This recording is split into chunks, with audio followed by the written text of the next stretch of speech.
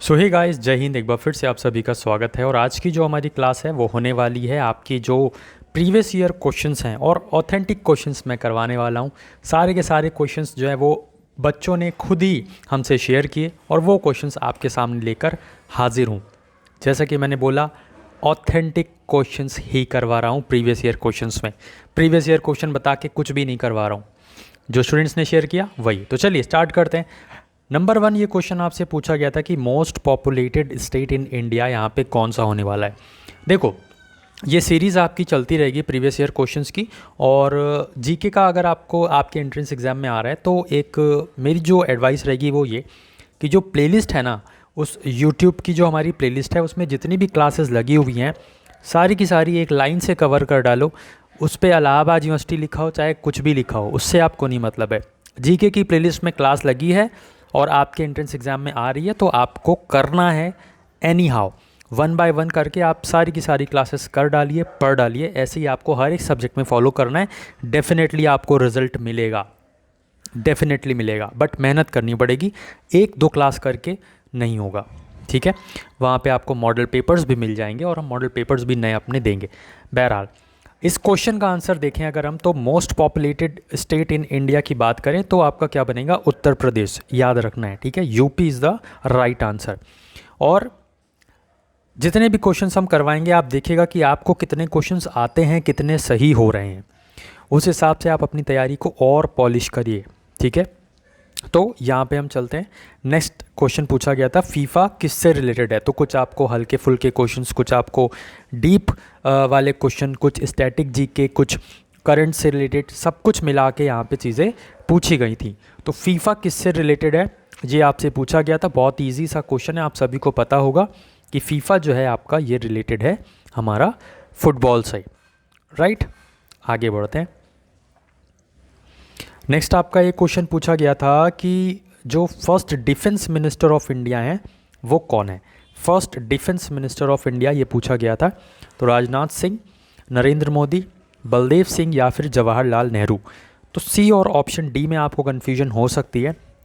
Correct answer यहाँ पे क्या होगा? तो यहाँ पे करेक्ट आंसर आपका बनेगा option C, that is Baldev Singh.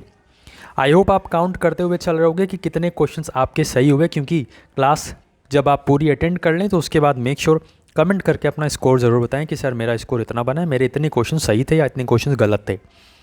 तो नेक्स्ट ये आपका क्वेश्चन पूछा गया था first deputy minister of India.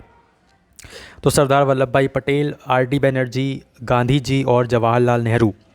अगर इसमें से हम बात करें first deputy minister of India कौन था, तो first deputy minister of India थे आपके सरदार वल्लभ भाई पटेल। ओके, इंपॉर्टेंट है क्वेश्चन, याद रखना है। आने वाले दिनों में भी जो अभी एंट्रेंस एग्जाम होंगे प्रीवियस ईयर क्वेश्चन से आपको देखने को मिल सकते हैं हूबहू क्वेश्चंस। तो ये सीरीज़ आप ज़रूर से फॉलो करिए। फैमिली में है तो फैमिली को अपने मन से सब्सक्राइब वगैरह कर सकते हो अगर आपको पढ़ना है तो एंट्रेंस एग्जाम के लिए। बहरहाल, और नेक्स्ट क्वेश्चन हम देखते हैं। Permanent chairperson of constituent assembly आपसे पूछा जा रहा है। यहाँ पे आपसे permanent chairperson of constituent assembly पूछा जा रहा है, ठीक है। तो अगर आपने क्लास की हो पहले भी और नहीं की है तो भी मैंने बता रखा है कि भाई इसमें 2 तरीके के आंसर्स बनते हैं। अगर इसमें पूछे कि permanent chairperson of constituent assembly, तब आप बताओगे क्या? Option A, that is Rajendra प्रसाद।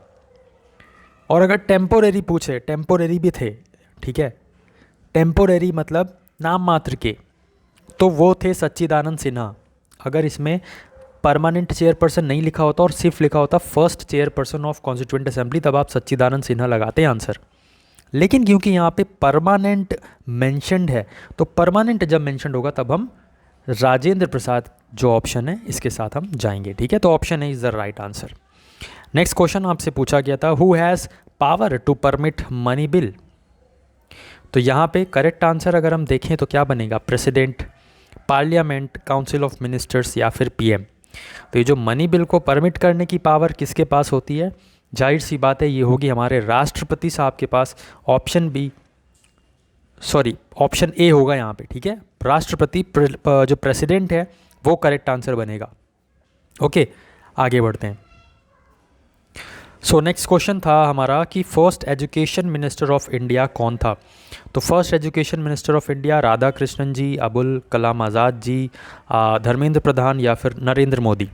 तो first education minister of India की बात करें तो आपका अबुल कलाम आज़ाद, ऑप्शन बी यहाँ पे करेक्ट आंसर बनेगा, याद रखना है। ठीक है, आई होप आप काउंट कर रहे हो कि कितने क्वेश्चंस आपके सही हो रहे हैं और कितने आपको आते हैं, कितने नहीं आते हैं, कितने गलत हो रहे हैं। ध्यान रखना है, कमेंट करके ज़रूर बताना है, जिससे हमको भी तो आपकी परफॉर्मेंस पता चले कि भाई आप कितना पढ़ रहे हो, कितने पानी में हो। एक दो क्लास देखने से नहीं होगा, मैंने आपको पहले ही वार्न किया है। और पिछले 2 साल से हम प्रिपरेशन करवा रहे हैं, बच्चों को देखते आ रहे हैं किस तरीके से बच्चे कहाँ पे गलती करते हैं, और उन्हीं चीज़ों से हम आपको बता रहे हैं। और सिलेक्शंस दिया है पिछले 2 साल में भी, आगे भी देंगे, बट बशर्ते आप उतनी मेहनत करो। हम तो कर रहे हैं अपनी तरफ से पूरी यूट्यूब पर भी और पेड बैच दोनों में मेहनत कर रहे हैं। तो इस क्वेश्चन का आंसर देखिए कि जो मिरर आपका होता है, कार ले लो या चाहे आप 2 व्हीलर ले लो, ऐसे करके रहता है साइड में, और आप यहाँ से देखते हो पीछे कौन आ रहा है भाई, है ना। तो वो जो साइड मिरर होता है वो एक ही है, चाहे कार में बात करो चाहे आप मोटरसाइकिल में। तो ये आपका जो मिरर है ये किस में कौन सा होता है, तो ये होता है कॉन्वेक्स मिरर। ठीक है, इमेज को जो छोटा करके और दूर तक बड़ा जो दूर चीज़ें होती हैं उनको भी जो छोटा करके दिखाता है ना, स्पेशियस बना देता है, वो है आपका कॉन्वेक्स मिरर। ओके, जो इमेज को बड़ा करके दिखाता है वो होता है कॉनकेव मिरर। जब डेंटिस्ट के पास आप जाते हो तो वो जो मिरर यूज़ करता है वो होता है कॉनकेव मिरर, आपके टीथ को देखने के लिए, टूथ प्रॉब्लम्स को देखने के लिए। तो ये भी क्वेश्चन बनता है, इसीलिए बता रहा हूँ। ठीक है, नेक्स्ट क्वेश्चन था ये 10th schedule is related to which amendment. तो किस अमेंडमेंट से यहाँ पे 10th शेड्यूल जोड़ा गया था। नॉर्मली ये क्वेश्चन पूछा गया था, जल्दबाजी में मैंने आंसर भी शो कर दिया, बट कोई नहीं, आंसर तो शो करना ही है। आपको पता होगा कि आपको ये आता है कि नहीं आता है। तो 52nd अमेंडमेंट 1985 से 10th शेड्यूल जो है वो जोड़ा गया था, जिसमें दल बदल कानून के बारे में बात कही गई थी। एंटी डिफेक्शन लॉ भी हम इसे बोलते हैं इंग्लिश में, और हिंदी में दल बदल कानून। ठीक है, 10वीं सूची में और 52nd अमेंडमेंट से 52वें संशोधन से 1985 में। ठीक है, आगे बढ़ते हैं। नेक्स्ट क्वेश्चन है आपका, not a official language of security council. तो जो यूएन की सिक्योरिटी काउंसिल है उसमें कुछ ऑफिशियल लैंग्वेजेस हैं। तो आप जैसा कि देख पा रहे हो, हिंदी, चाइनीज़, इंग्लिश और फ्रेंच जो है ये नाम आपके दिए हुए हैं। इसमें से कौन सी नहीं है ये पूछा गया है, नॉट अ ऑफिशियल लैंग्वेज। तो क्वेश्चन भी आपको ध्यान से पढ़ना है। ठीक है, तो हिंदी यहाँ पे करेक्ट आंसर हो गया। अच्छा, टोटल नंबर ऑफ लैंग्वेजेस है कितनी ऑफिशियल लैंग्वेज की अगर बात करूं तो सिक्योरिटी काउंसिल में, यूएन सिक्योरिटी काउंसिल में टोटल 6 आपको याद रखना है जो लैंग्वेजेस हैं वो ये हैं। तो जिसमें से चाइनीज़, इंग्लिश, फ्रेंच ये हो गई, और आपका रशियन और स्पेनिश भी यहाँ पे ऐड ऑन है। ठीक है, तो 3 और 2 5, एक रह गई है, वो एक आप लोगों के लिए होमवर्क है, कमेंट बॉक्स में आपको बताना है।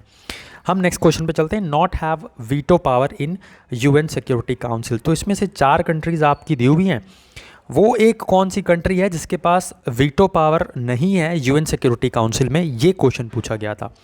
बहुत ही बेहतरीन क्वेश्चन और बहुत ही इनर वाला क्वेश्चन, अगर आपने पढ़ा होगा तो ये आप आंसर कर पाओगे। करेक्ट आंसर इसका बनेगा option D, that is Canada.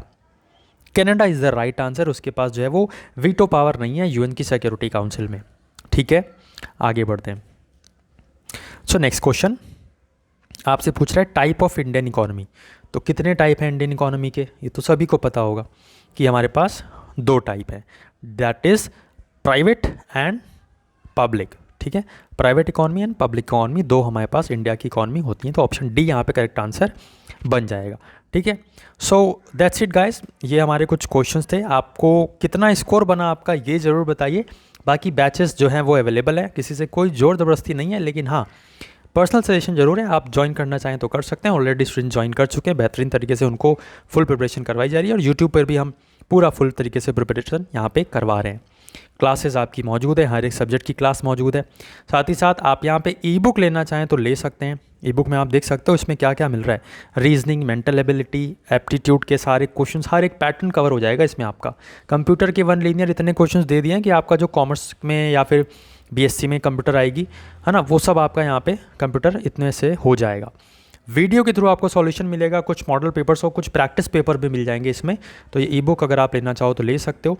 बाकी ये जो बैच का एनरोलमेंट अगर आप करना चाहते हो बैच में, तो यहाँ पे भी आप कर सकते हो। उसमें आपको लाइव प्लस रिकॉर्डेड दोनों क्लासेस मिलेंगी, हर एक सब्जेक्ट की डिटेल स्टडी और previous year questions, mock test, सब कुछ यहाँ पे लगवाया जाएगा। व्हाट्सएप नंबर आपको दिख रहा है, यहाँ से आप हमें व्हाट्सएप करके चीज़ों को पूछ सकते हो, कुछ भी डिटेल ले सकते हो। और फैमिली में नए हो तो फैमिली को सब्सक्राइब कर सकते हो, अगर बेल बटन दबा सकते हो, जिससे यहाँ पे आने वाले दिनों में आपको सभी अपडेट्स टाइम टू टाइम मिलते रहेंगे। सभी चीज़ों का लिंक आपको डिस्क्रिप्शन बॉक्स में दिया हुआ है, तो मेक श्योर आप वहाँ से चीज़ों को देखें और इसको आप ले सकते हैं अगर आप लेना चाहें तो। फिलहाल के लिए बस इतना ही रखते हैं, मिलते हैं नेक्स्ट क्लास में कुछ नए जो प्रीवियस ईयर क्वेश्चंस हैं उनके साथ में। तब तक के लिए अपना ख्याल रखिए, अपने घर वालों का ख्याल रखिए और बने रहिए, पढ़ते रहिए। हर एक क्लास करनी है, रिमाइंड अपने आप को कराते रहिएगा और पढ़ते रहिएगा। जय हिंद, जय भारत।